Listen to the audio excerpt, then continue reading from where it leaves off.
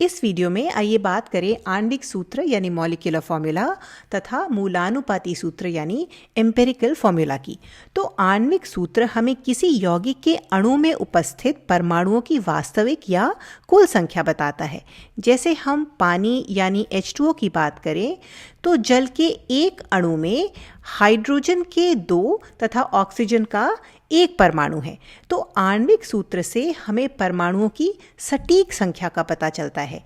इसी प्रकार बेंजीन के लिए आणविक सूत्र या मॉलिक्यूलर फॉर्मूला होता है C6H6। तो इससे हमें क्या पता चलता है? इससे हमें पता चलता है कि बेंजीन के एक अणु में कुल कितने कार्बन परमाणु व कुल कितने हाइड्रोजन परमाणु हैं। ऐसे ही ग्लूकोज के लिए आणविक सूत्र होता है C6H12O6। तो ये सभी हमारे आणविक सूत्र हैं। अब यदि हम मूलानुपाती सूत्र यानी एम्पिरिकल फॉर्मूला की बात करें तो इससे हमें परमाणुओं की वास्तविक संख्या का पता नहीं चलता।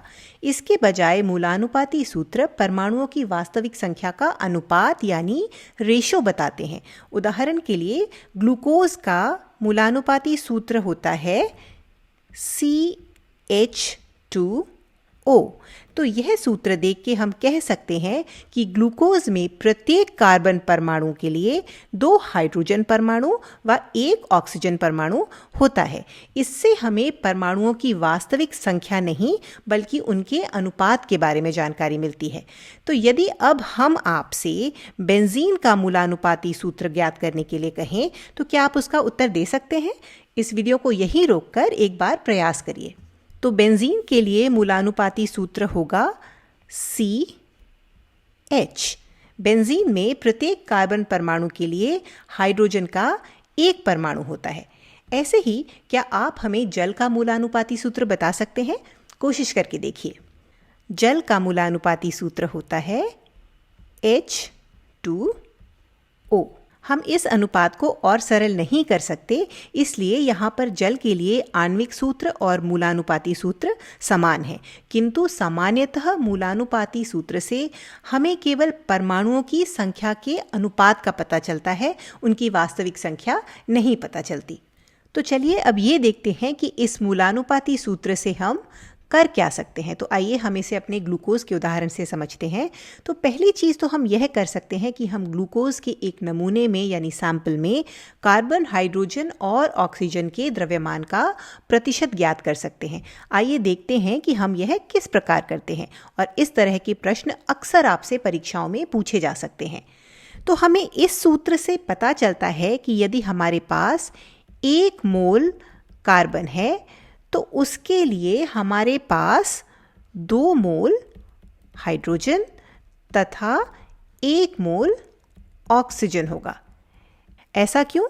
क्योंकि हमें पता है कि प्रत्येक कार्बन परमाणु के लिए हमारे पास हाइड्रोजन के 2 परमाणु व ऑक्सीजन का 1 परमाणु है। तो यदि हम कार्बन के 6.022 गुणा 10⁻23 परमाणु ले लें, यानी कार्बन का 1 मोल ले लें, तो हमारे पास हाइड्रोजन के 2 मोल व ऑक्सीजन का 1 मोल होगा। यहाँ पर हमने सिर्फ परमाणुओं की संख्या को गुणा कर दिया है। तो यदि हमें मूलानुपाती सूत्र ज्ञात है तो हम कह सकते हैं कि हमारे पास 12 ग्राम कार्बन के लिए 2 ग्राम हाइड्रोजन यानी 1 गुणा 2 ग्राम हाइड्रोजन तथा 16 ग्राम ऑक्सीजन होगी, क्योंकि ऑक्सीजन का मोलर द्रव्यमान 16 होता है। तो जब अब हमें द्रव्यमान मिल गए तो हम इनके प्रतिशत की गणना कर सकते हैं। तो कार्बन का प्रतिशत क्या होगा? कार्बन का प्रतिशत होगा 12 बटे कुल द्रव्यमान, जो कि है 12 + 2 + 16 यानी कि 30। तो 12 बटे 30 गुणा 100%। ऐसे ही हमारा हाइड्रोजन का द्रव्यमान प्रतिशत क्या होगा? ये होगा 2 बटे 30 गुणा 100%।